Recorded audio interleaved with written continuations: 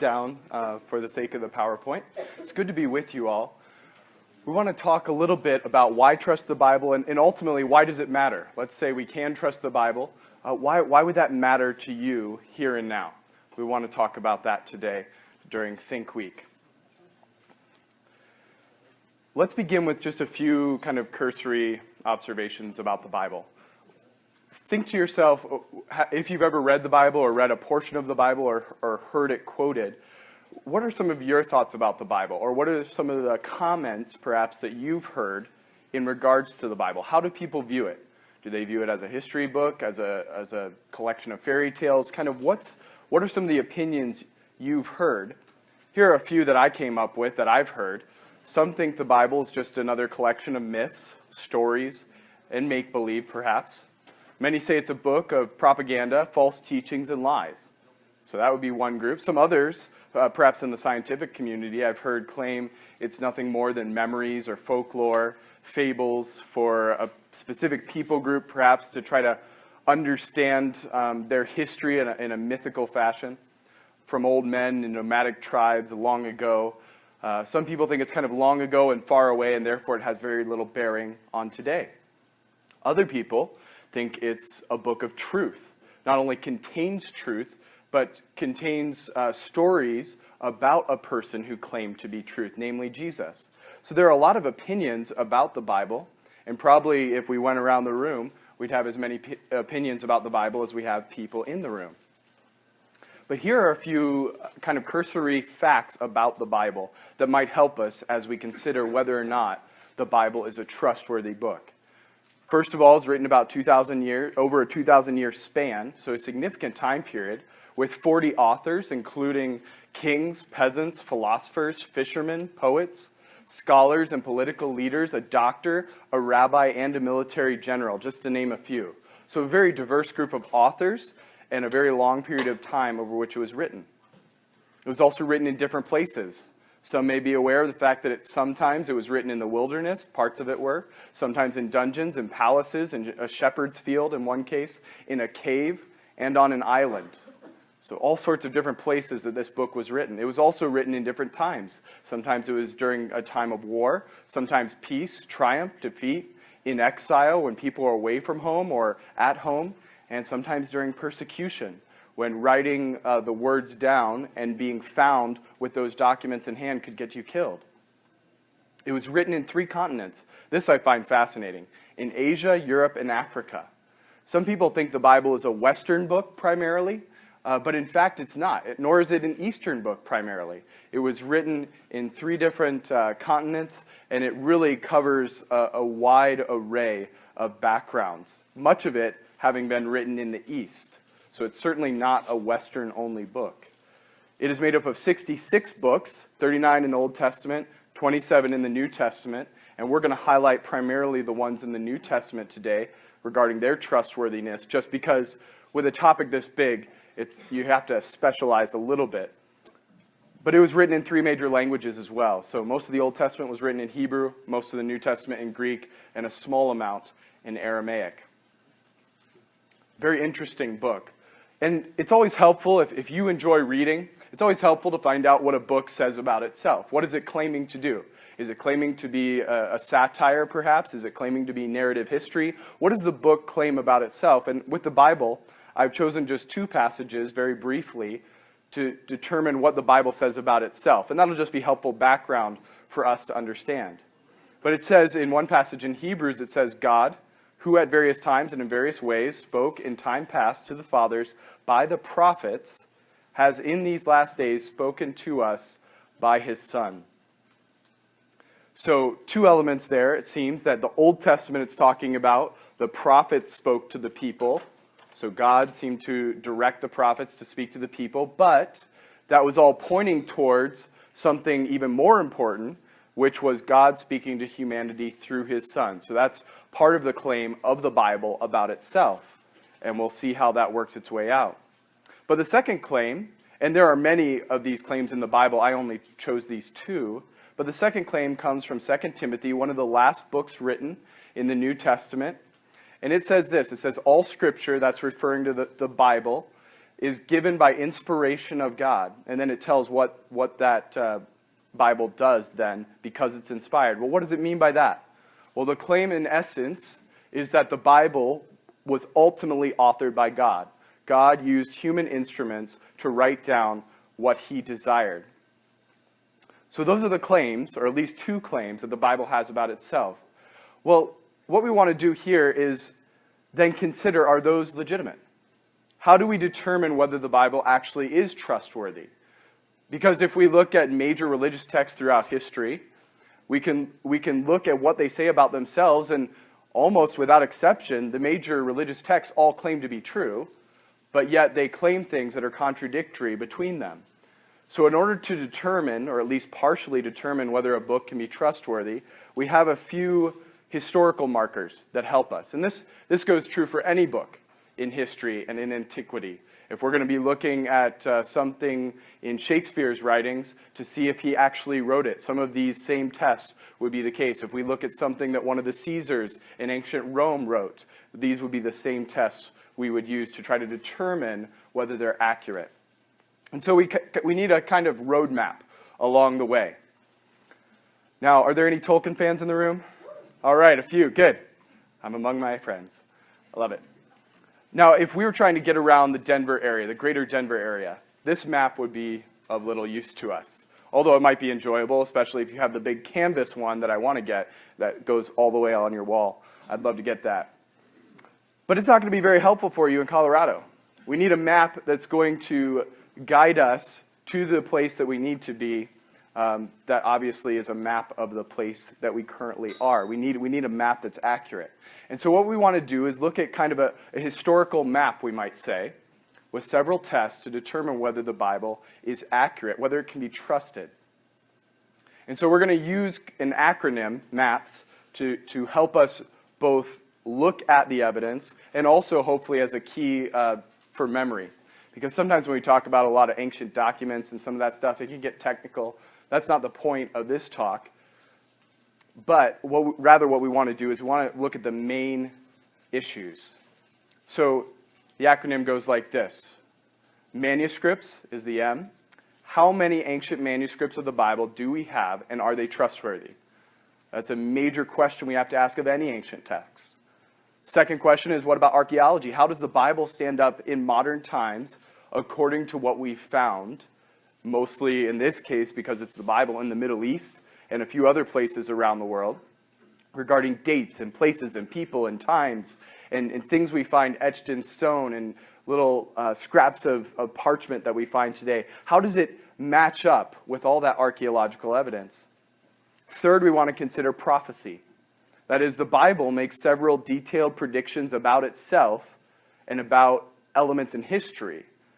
Are these reliable predictions? Does it get it right? If it gets it right sometimes, does it get it right all the time? Some of those questions we want to consider briefly.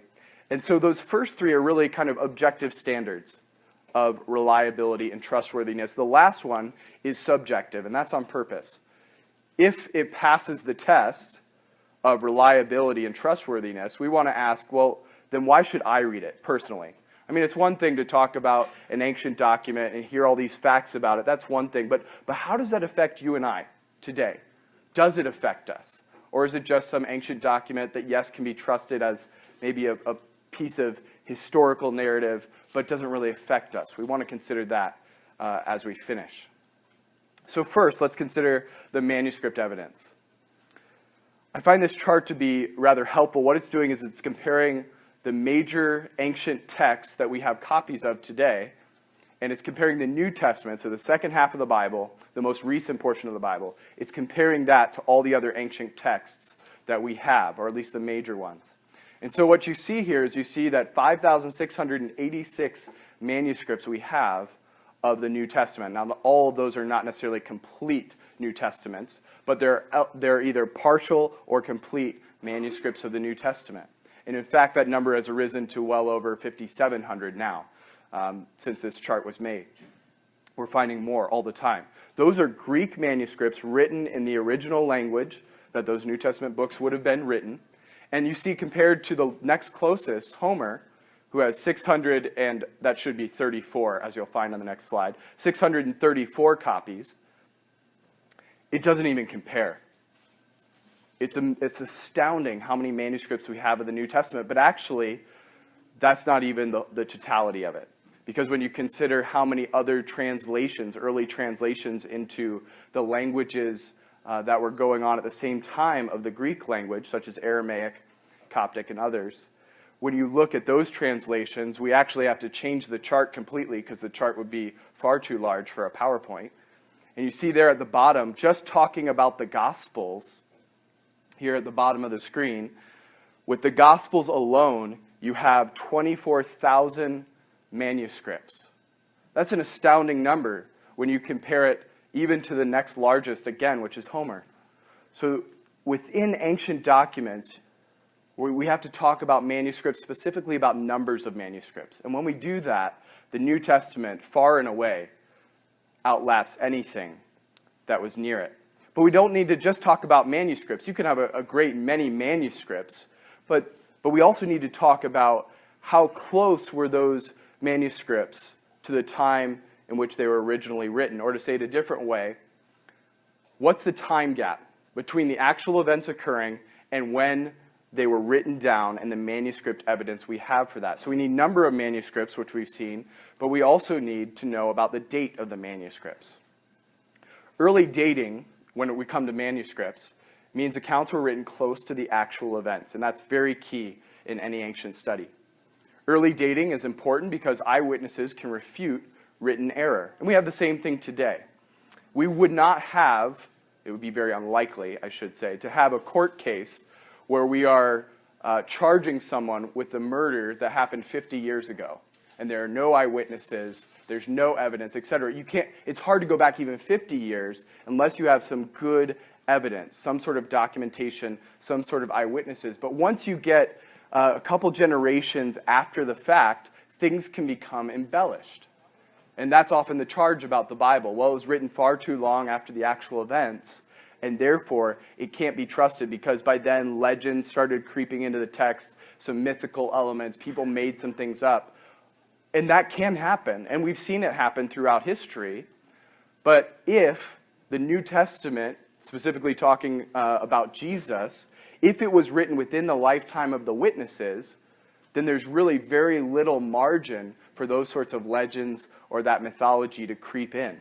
It's extremely hard. And so Dr. A.N. Sherwin-White, he says this, he's a professor of ancient history.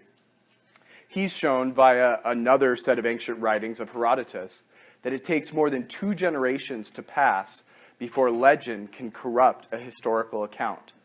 So you have to be a couple generations removed from the actual events, and that's typically when legend starts to creep in. And when this Professor Sherwin-White turns to the Gospels, he states that for the Gospels to be legends, the rate of legendary accumulation would have had to have been unbelievable. Why is that? Because the dating of the documents we have is so close to when the actual occurrences happened that there's really no time for that sort of legendary concept to come about. And I'll show you a chart of how that works in a moment. Former director and principal librarian of the British Museum, he said this: the interval then between the dates of original composition, talking about the New Testament, specifically about the Gospels, and the earliest extant evidence becomes so small as to be in fact negligible. And the last foundation for any doubt that the Scriptures have come down to us substantially as they were written has now been removed. Both the authenticity and the general integrity of the books of the New Testament may be regarded as finally established. Of course, he's specifically talking about the manuscripts and the dating.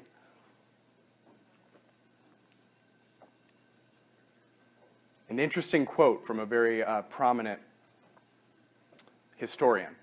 Here's that chart again that I showed you earlier. Notice here, 24,000 manuscripts of the Gospels, and the earliest of which is dated within 25 years of the original writing. That's astounding. Especially, and we can see how that works over here. The 4 Gospels were written between 40 and 100 CE. So Christ died in 33 AD. If you've been watching or recently viewed the show that's been on TV about Jesus and Easter in AD 33, some of this will be familiar to you. But the Gospels were written shortly after Jesus' death. Earliest copy we have is within 25 years of when they were originally written. That's astounding. Within the lifetime of the witnesses, they were writing this down, and we have very early manuscript evidence. Notice this, though. Homer is the next closest. The earliest manuscript we have of Homer is 500 years after it was originally written. And we often find this in ancient documents, and yet we consider Homer and Caesar's Gallic Wars, which are a very interesting read, as well as some of Plato's writings and others. We consider them to be rather accurate and authoritative in our history classes, which is fascinating, even though we have a long way of dating from the original writing to the manuscripts we have. But in the New Testament, the writing is extremely close in the dating.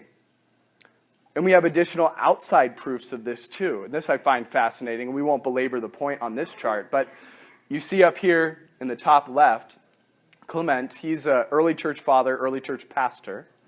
And in his writings, which we have, they date from 95 AD, he quotes from all these books in the New Testament. So clearly they were already written and in circulation by that point. Again, Ignatius in 107, he does the same thing. He quotes from more books, which are clearly already in circulation, having been written, and Polycarp in 110 is the same thing. And so we have a great deal of internal and external evidence in this regard. So much so that David Allen Black, who's a New Testament scholar, in his book, Why Four Gospels, which is an excellent book I'd highly recommend, he writes that Matthew seems to have been written very early on, probably in the 40s. He suggests Luke, another gospel writer, writes about written primarily to the Gentiles, and that's dated 60 to 65. Mark, 66 to 67, and John, sometime before 90 AD. Now that's amazing that these four are all written within the lifetime of the eyewitnesses. All four of these individuals are writing eyewitness accounts. And we have very early manuscripts to authenticate what they were saying. And between the four gospel writers, now they're all four writing about Jesus. They're all four using eyewitness accounts. That's what they're detailing.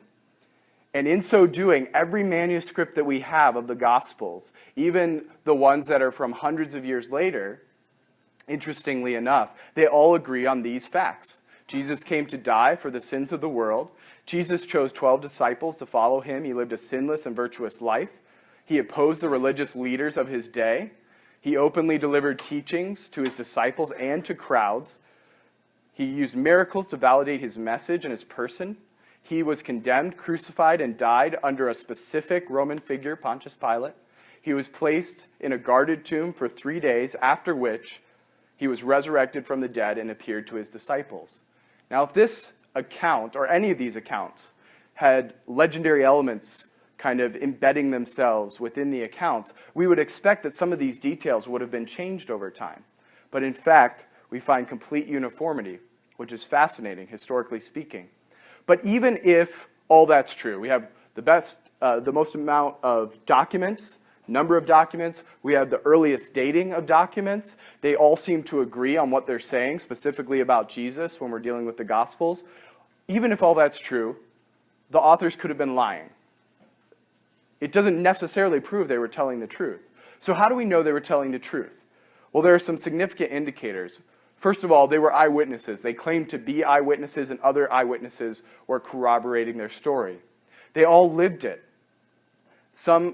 About 100 years ago, and I'll mention this a little more later, about 100 years ago, it was very common within scholarship on the New Testament to suggest that the authors of the New Testament actually lived probably about 100 years after the events they're talking about, and that they didn't actually live in Palestine, where the events happened. They lived hundreds of miles away, over 100 years after the facts they were recording, and so it wasn't really trusted. A lot of people thought the New Testament could not be trusted. But in fact, especially modern scholarship has shown that in fact they did live in that time period. They did live within Palestine, and they all were eyewitnesses to what they were talking about. 9 of them recorded it, and much of it was embarrassing. This is a unique element in historical writings. If you're going to write a biographical element within a narrative, a historical element, and include yourself in it, it is very rare to consistently embarrass yourself and show yourself to be foolish in those accounts in the ancient world. Today, that's a little more common. We find in some autobiographies people sharing all their foibles and failures, but in the ancient world, that was not the case. And so the fact that many of Jesus' followers, as they're writing these accounts, tell of how they failed and how at times they even completely missed what Jesus was saying, or they didn't understand him even though he told them very clearly what he meant. These embarrassing elements seem to give some authenticity to what they were saying. They were all willing to die for it, and all but one of them did. It is a very rare person who is willing to die for a lie that they have been propagating when all they have to do to save themselves is say, nope, I made it up. Some have suggested, this was interesting, I was chatting with an individual who was somewhat skeptical about the New Testament, and their comment was, well, the New Testament writers, they knew that by propagating this lie, because he thought it was a lie, by propagating these lies, they could gain power, influence, and wealth. And so it's not that uncommon for someone to propagate a lie in order to gain power, influence, and wealth. I said that's true. Some people do that. We don't like that when we see it, but some people, to get ahead, they will do that.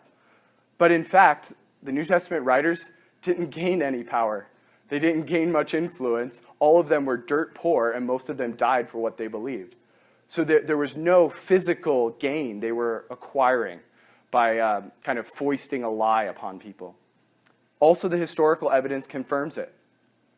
This is fascinating to me. In the early 2000s, a German scholar, she wrote a book in which she detailed from archaeology and manuscripts and such what the most common names were in early Palestine. So first century Palestine, what were the most common names given to Jewish individuals in that time period? Well, then a few years after her research came out, Richard Bauckham, who is a New Testament scholar in the UK, he used her research and applied it to the New Testament. The idea was, well, if these were the most common names in Palestine at that time, how does the New Testament compare? And as he applied it to the New Testament, the fascinating element was that almost to the exact same percentage, the names were the same. That is, the most common names in Palestine in the first century were also the most common names used in the New Testament. That's why, if you read the New Testament, you'll hear different individuals such as James, which was a very common name back then. And you'll have some distinguishing qualifiers about this James. This James was the brother of Zebedee. This James was the son of so-and-so. This James was the half-brother of Jesus. And so those qualifications are put in place because those names were so common.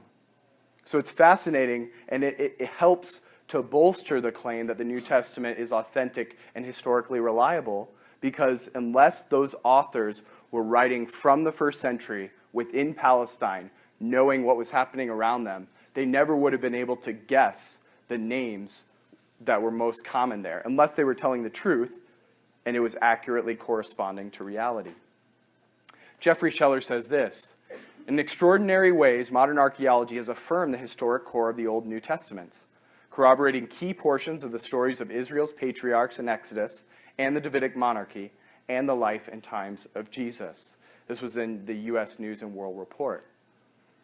I won't go through these, but here are just a few archaeological evidences where previously people thought, well, these facts as given in the New Testament can't be trusted because we haven't found any archaeological evidence. And then come to find out in the last 60, 70 years especially, many of these things have come to light from other inscriptions that we find. We also have other historians, both Roman historians and Jewish historians, none of which actually believed the claims of Jesus to be the Son of God, and yet they corroborated some of the major facts of the New Testament, including the fact that Jesus was a historical figure, that he walked and talked on this earth, that he did miracles, and what he said, how he said it, that he had 12 disciples, that he died on a cross, and that it was claimed he rose from the dead. This is wonderful evidence. Now, I'm going to compare this to something else in history. Someone has said, and I think said correctly, that contrast is the mother of clarity. And so sometimes it's helpful to compare what we're talking about here with something else in history, especially another major religious text. And so in this case, I want to compare specifically the claim that Jesus died on the cross to what the Quran says about Jesus. If you've read the Quran or perhaps listened to a Muslim and Christian debate or something along those lines, you will quickly find that the Quran claims Jesus did not die on the cross. The kind of explanation given was that Allah would not allow a prophet of his to die in such a horrible way. Well, that's a fascinating historical claim. Now, of course, the Quran was written about 600 years after what we're talking about in the New Testament here. But what fascinates me about that is both are historical claims. The New Testament claims Jesus did die on the cross. The Quran says he did not. Well, one or the other has to be wrong. And when we compare them, we see every single bit of archaeological historical evidence points in the direction of what the New Testament says. There is no ancient document outside of the Quran that claims Jesus did not die on the cross. Even the Jewish individuals in the Talmud say, yes, he did. That's a fascinating historical corroboration to what the New Testament claims. And it's not the only one, but that would be one contrast we could make to other religious texts. This is an excellent example, I think, in the field of archaeology. Some of you, if you're familiar with archaeology, will recognize the name Sir William Ramsay. He was one of the most skilled archaeologists of his day, early 1900s.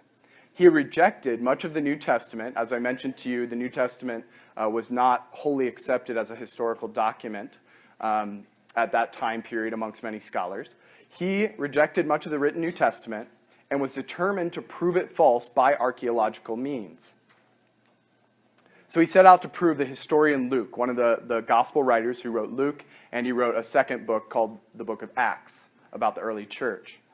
He set out to prove the historian Luke wrong, hoping to confirm that what many of the archaeologists had once thought, that the Bible was full of errors, which was the kind of common accepted stance at that point.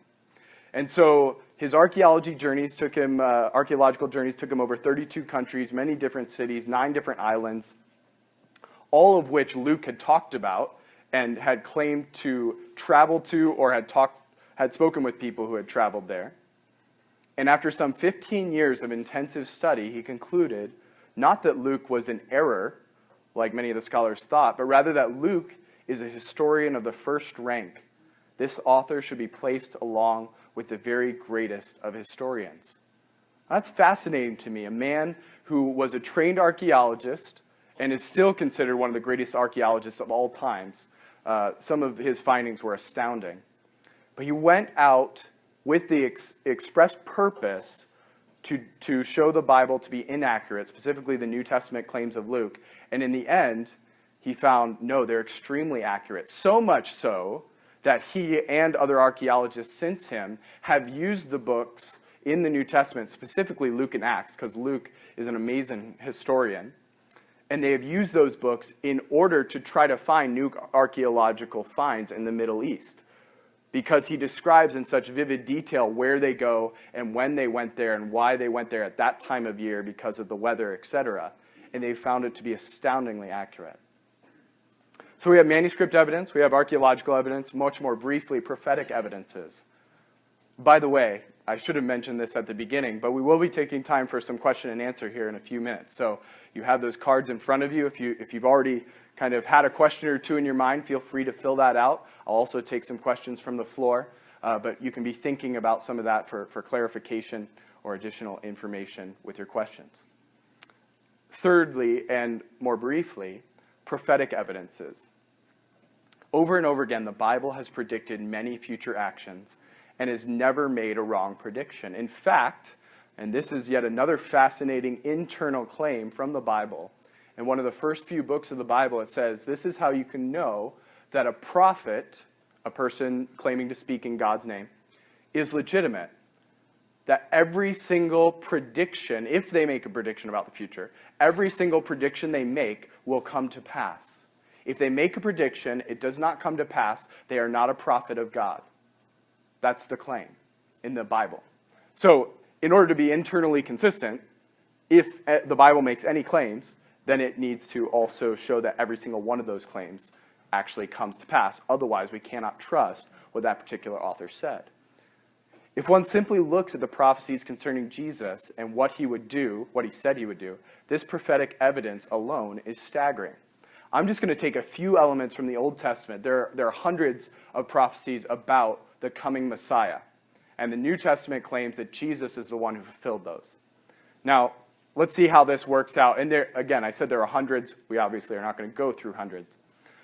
First prediction, that Jesus would be part of the human race. Well, he got that right. We might not think that that's terribly spectacular of a prophecy, and I completely understand. But once these prophecies kind of stack on each other, we'll see that it's amazing how specific they were. Said he would be from Abraham, that is, within Abraham's descendants. He would be of the tribe of Judah. From the first book of the Bible, all three of these are mentioned. He would be in the dynasty of David, King David in the Old Testament. It's fascinating. Some of the kings in the Old Testament that the Bible mentions, for a long time, until very recently, the last 100 years, people thought it was completely fabricated in the Old Testament because we had found no other archaeological evidence saying that these people existed. And then come to find out that we find all these different archaeological markers where it talks about King David and when he reigned and where he reigned and other elements like that. Once again, archaeology helping us. How he would be born, virgin birth, Isaiah 7:14. Where? In Bethlehem. When? This is a fascinating one, but we don't have time to go into detail. Daniel gives some astoundingly specific prophecies about what he calls the coming Son of Man. And in the New Testament, Jesus claims that title for himself. It's a fascinating title, specifically in the Gospel of Matthew, where Jesus constantly says, I am the Son of Man. He's not just saying I'm a human being. That would have been obvious. But he's saying much more, and that goes back to Daniel. These are just a few instances, but they become more and more specific as you go along, to the point where Daniel is written hundreds of years before Jesus came along. To predict something that specific and get it right, especially when you compound that with all the other predictions that were right, is astounding. So imagine sitting in a jury. You have jury duty. For some of you, that might be exciting because you get out of classes or you get out of work for a while. You're sitting on a jury. You're hearing the testimony of 9 eyewitnesses who all tell the same story. Then imagine their claims being backed up by valid historical methods, forensic science, external party confirmations. There's just an avalanche of evidence. Then imagine all agree to die rather than to recant their testimony. That would seem a little extreme in a jury. I understand if you were sitting there. But what would you conclude? Well, there would be significant grounds, extreme probability, for concluding that that was accurate, what they had said. There's nothing in it that would cause you to think, well, maybe they just all made it up. No, this seems to be too much evidence to throw out on a whim.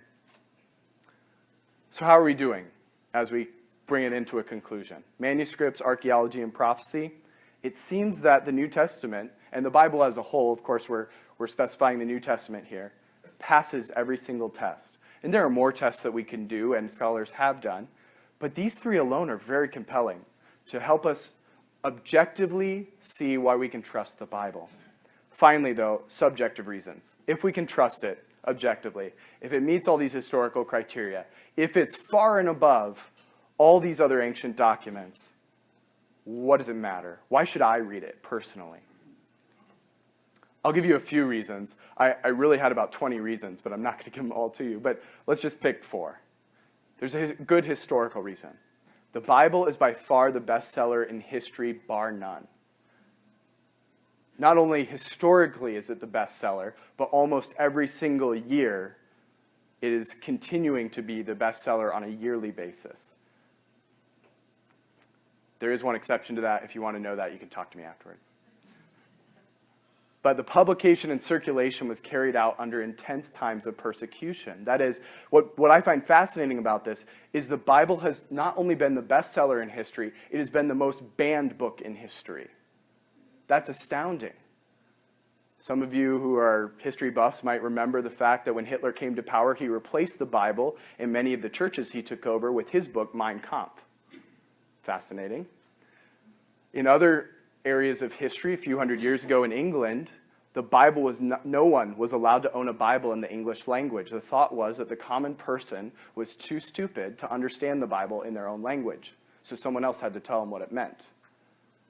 So they would not allow it to be translated. And the people who translated it into English originally, many of them were killed for doing it. Now, we're far removed from that historically, so we think that's absurd. Translating a book gets you killed, and in a sense it is absurd.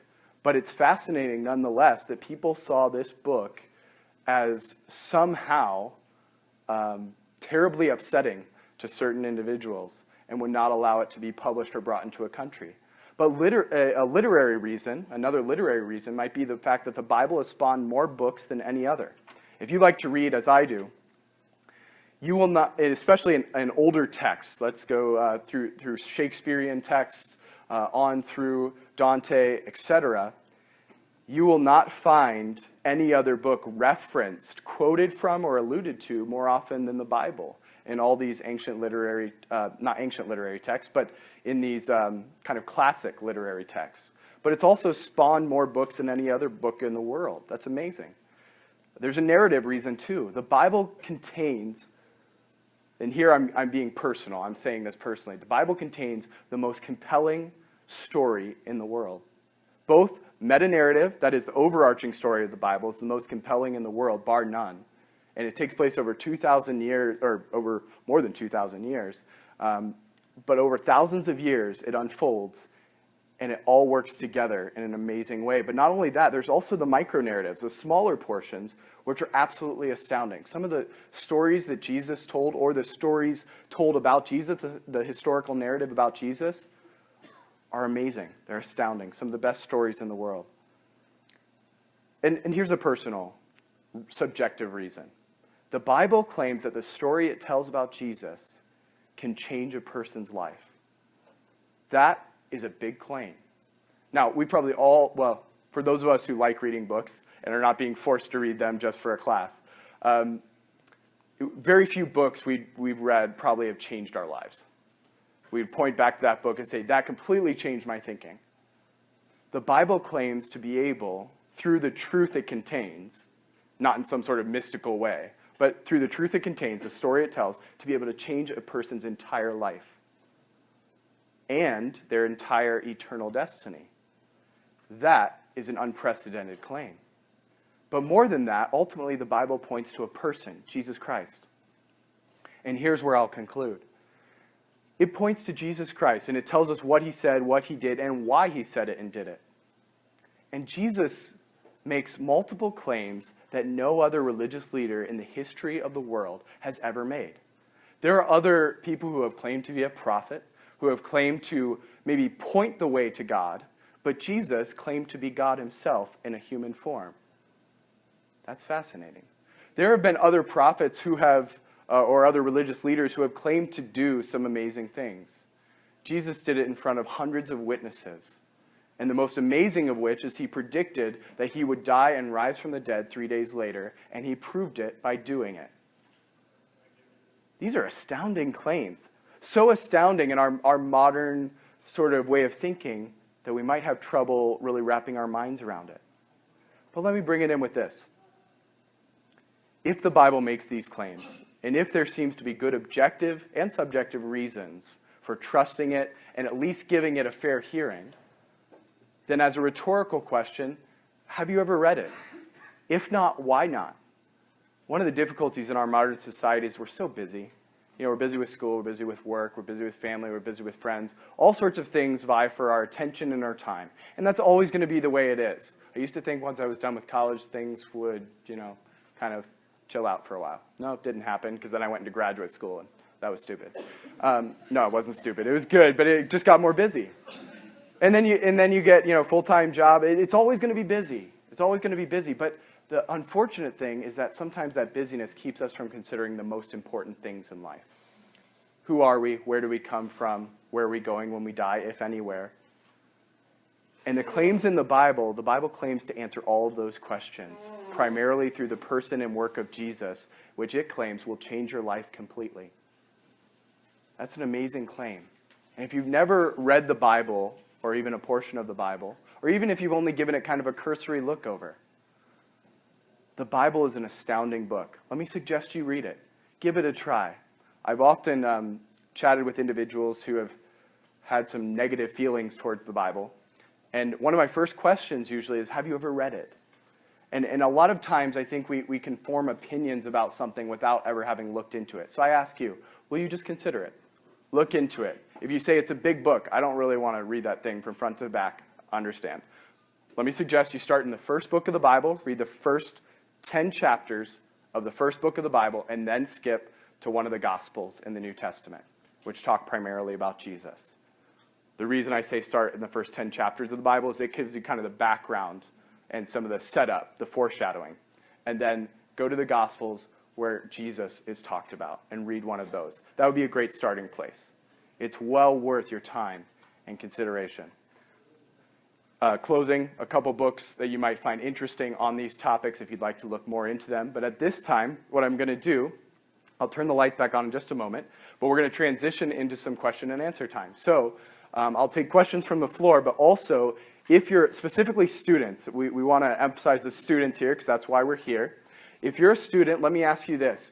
If you're going to ask a question, and we're open to whatever you might like to ask, if you're going to ask a question, would you not only ask it verbally, but also write it down on one of those cards that you might have in front of you, and pass that to the side? If you feel like you're not one of those who likes to voice things publicly, that's fine. You can write that down, pass it to the side, they'll bring it up to me.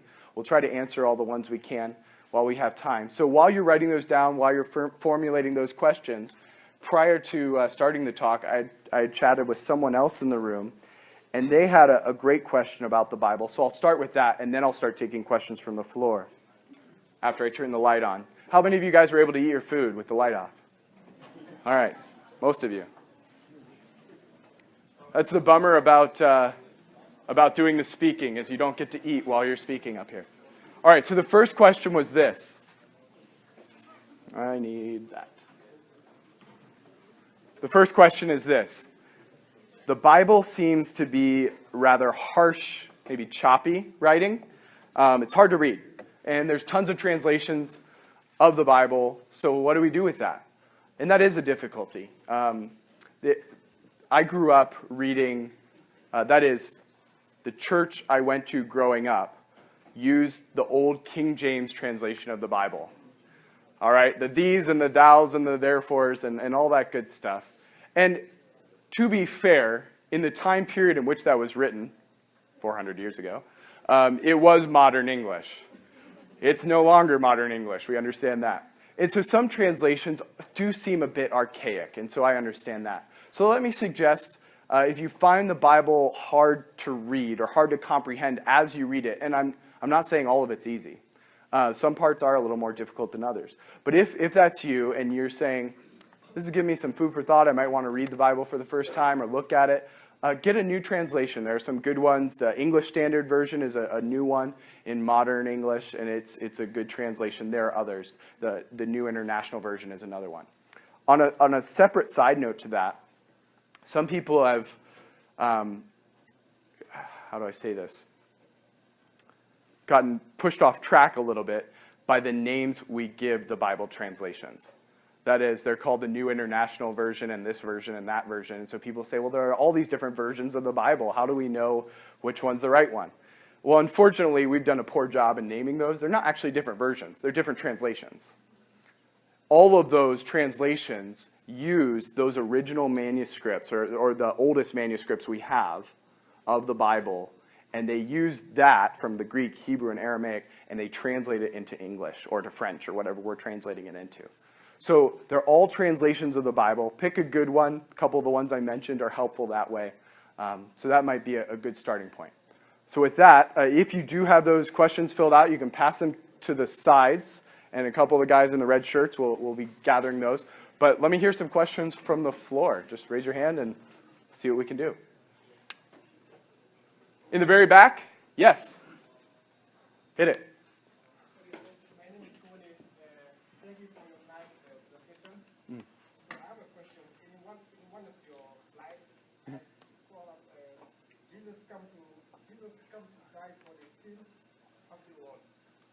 So my question is, if Jesus come to die for us, do you think have all those things around the world?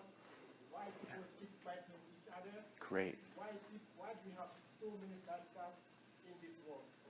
So, and also, I think like Jesus teaching like wasn't understood by people or what?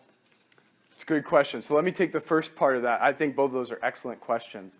If Jesus came to die for the sins of the world, if he both claimed to be there for that purpose and then went ahead and died, then why do we still have all the sin in the world? Why do we have the bloodshed and the terrorism and the difficulties and people hating each other and all these issues? And that's a great question.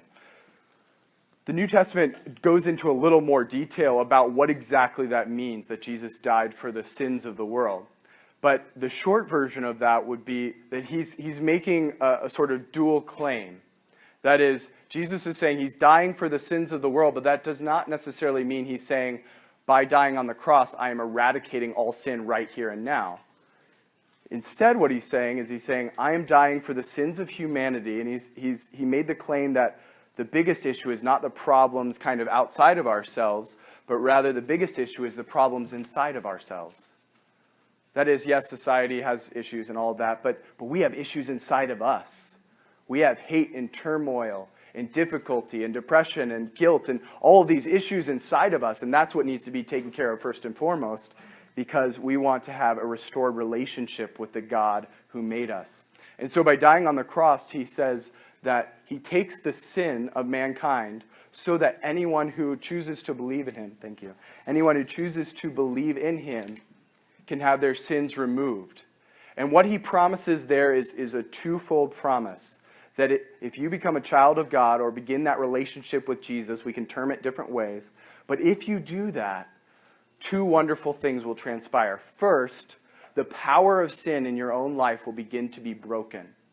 He promises to do that. He will, first of all, forgive us of our sin, but he will also break the power of sin over us. And he says that his Spirit will come to live in us, to help us to overcome that. The second part of the promise is that one day, when we die, that he will give us a new body which will not be corrupted, and that at that time he will eradicate sin completely. So it is no more. He will make a new heavens and a new earth with no more sin. So there are the two elements there to the claim. One is now, here and now, if you choose it. The second, once you have that relationship with Christ, he has promised to take care of in the future. So it's a great question. Could you remind me the second element of your question? Because I'm afraid I've forgotten it. The second element was like, I was wondering if Jesus' teaching was not understood by human beings. Yes, great question. Was it understood specifically at the time he was saying it? Okay. Some of the people listening did not understand it. In fact, at several points in the Gospels, it says people were offended at what he said, and they didn't like it, and so they ran away or they argued with him or whatever. Even his disciples, and this is one of the embarrassing elements that I mentioned about the disciples writing in the Gospels, at times they even say, we totally missed it. He told us exactly what he was saying, and we couldn't figure it out. And so, yes, there are times in which the people listening did not understand it, and there were other times they did understand it. With the disciples, several parts of what Jesus had said, they didn't understand until after he rose from the dead, and then it made sense. And that's the unique claim of Christianity. The claim is that Jesus rising from the dead changes everything, and that was the purpose or the point at which the Bible was always pointing. In the past, present, everything revolves around God coming in human form and rising from the dead. That's the key historical fact of the entire universe. That's the Bible's claim, which is an audacious claim. But if it's true, it changes everything. Absolutely everything. Another question.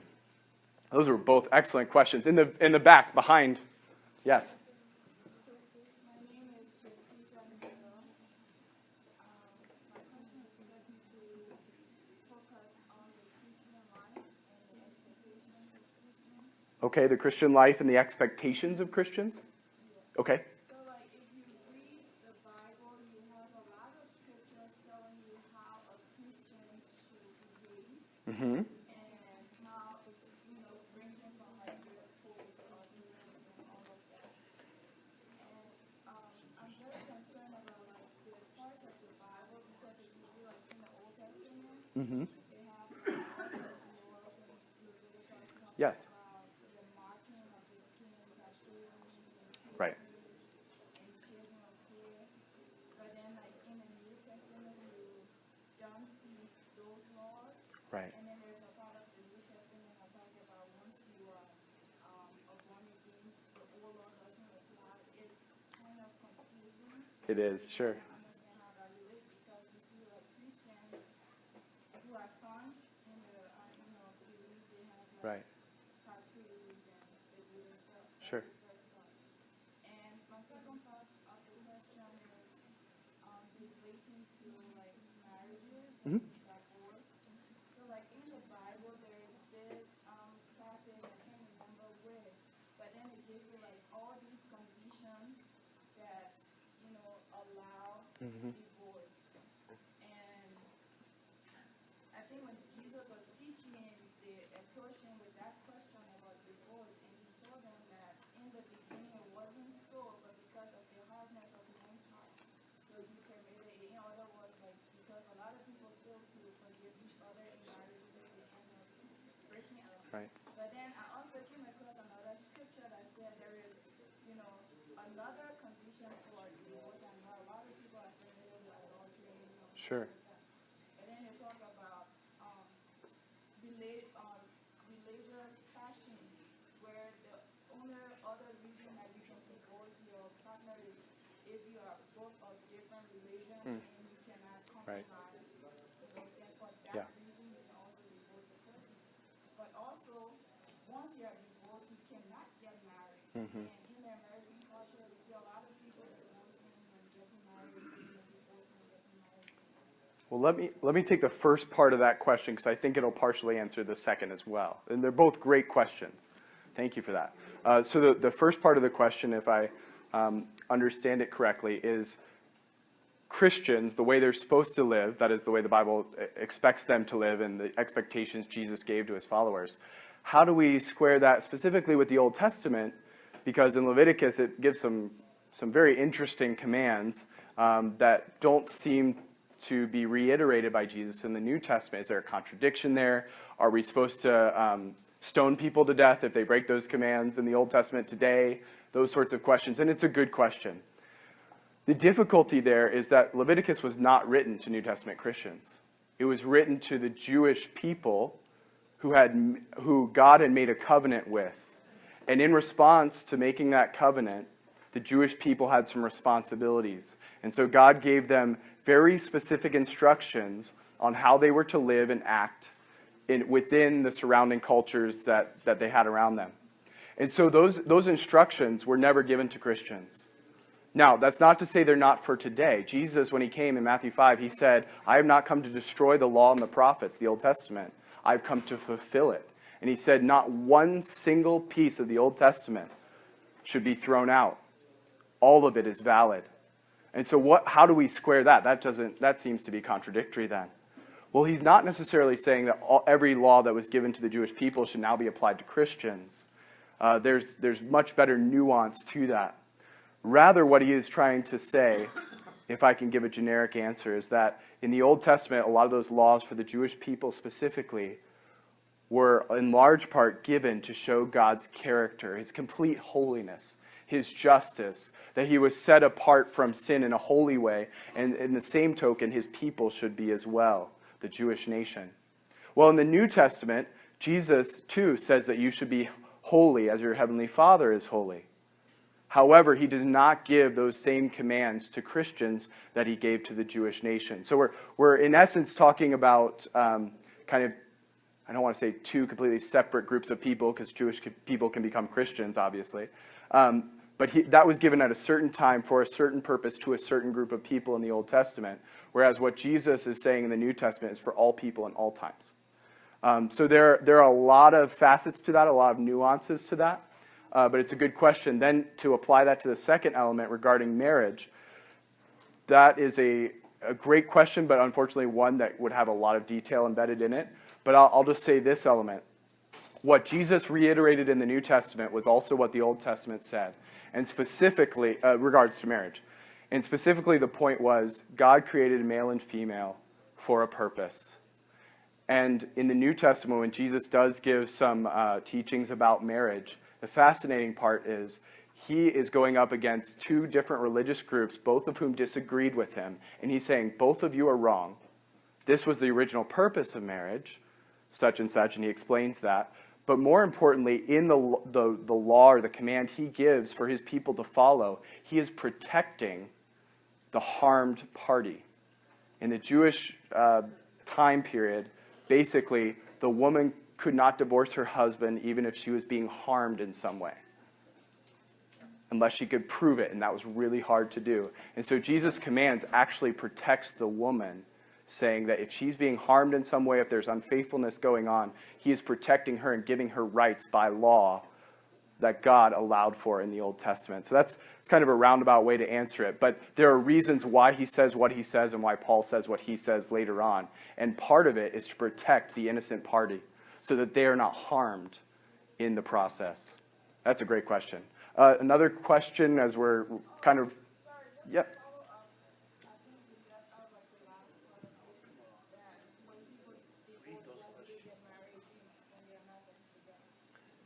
Let me hold off on answering that one, just because, again, there are a lot of details in that. It's a good question. I don't mean to suggest it's not a good question. But there are so many details in that, but I'd be happy to chat afterwards about that, because it's a really good question. I think there's a new one here. So what about the Apocrypha, such as Tobit, Judith, Yes. Wisdom, Ecclesiasticus, First and Second Maccabees, and First Testament Daniel? Why aren't they in the Protestant Bibles, but they're in the Catholic Bibles, and do they have the same legitimate backing? Excellent question. Glad you asked. I put an extra slide in here because that question often is asked, and it's such a good question, I wanted to have a little preparation here. The short version is that there's the apocryphal books, there's the pseudepigraphal books, there's all these books. And we've heard a lot about them today. You have the Gospel of Judas and the Gospel of this and the Gospel of this.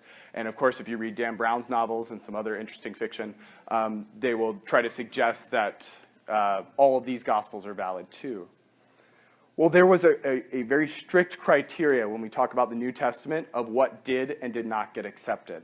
Here were a few of the criteria. Was it written by a prophet of God? That is, do we know who wrote it? And in the New Testament specifically, it had almost, in every instance, it was one of the 12 apostles or someone who knew Jesus. Was the writer confirmed by acts of God? That was a question sometimes brought up. Does the message tell the truth about God? That is, if you know what the eyewitnesses were saying, and someone else comes and says, I have another gospel, but they're contradicting, then no, that's not valid. Did it come with the power of God? Did it show itself? That's an existential question as authoritative in the body of Christ, of the church. Was it accepted by the people of God from the earliest times? Those are just a few of the questions, but there are only 66 books that pass all of those, and those are the ones in the New Testament.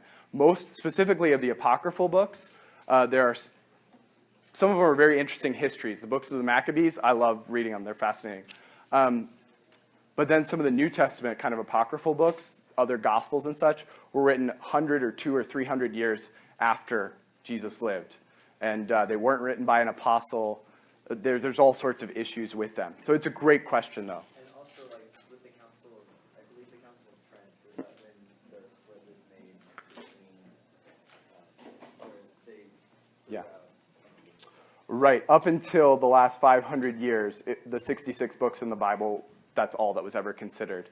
And it's a technical point, but even once, specifically the Roman Catholic Church made that declaration, it was very interestingly nuanced, the way they did it and the reasons for which they did it. But it's more of a modern phenomenon. 1,500 years, it was never questioned, which is interesting. That's a good question. I'm going to read one here. Xandra, do I need to end? Let's just do one more. One more. All right. And I'd love to chat afterwards, or any of the folks in the red shirts would be happy to answer your questions, or if you have more, feel free to fill them out. Oh, I think I already got that one. What should be the response to someone who says that after Jesus was born, he realized his situation